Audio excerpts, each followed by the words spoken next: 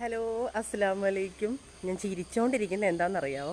ചിരിക്കണോ കരയണോ എന്ന് അറിയാത്ത ഒരവസ്ഥയാണ്. ഞാൻ കാണിച്ചു തരാം. ഞാൻ വീട്ടിൽ വന്നിട്ടുണ്ടേ. വീട്ടിൽ വന്നപ്പം വേണ്ട നിൽക്കുമോനെ, വീട്ടിൽ വന്നപ്പോൾ ഉള്ള അവസ്ഥയാണ് ഈ അവസ്ഥ. നിങ്ങൾ കണ്ടോണം. ഇതിനകത്തുനിന്ന് കുറേ സാധനങ്ങളൊക്കെ അങ്ങോട്ടും ഇങ്ങോട്ടും ഒക്കെ മാറ്റി വെച്ചിട്ടുണ്ട്. ഞാൻ കാണിച്ചു തരാം.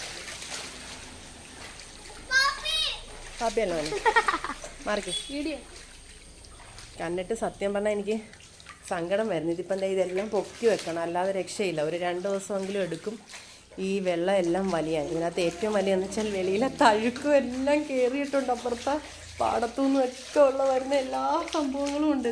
എല്ലാം പൊക്കി പറക്കി എല്ലാം വെച്ചേക്കുക. വല്ലാത്ത ഒരു സിറ്റുവേഷൻ.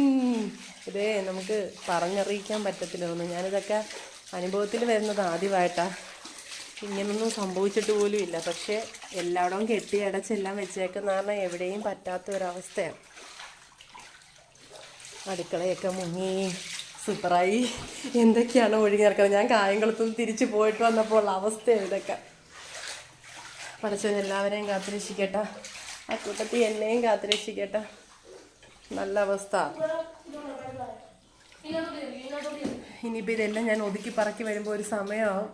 എല്ലാവരും ദുആ ചെയ്യും പെട്ടെന്ന് ഈ വെള്ളമൊക്കെ ഇറങ്ങി ഒന്ന് വൃത്തിയാവാൻ.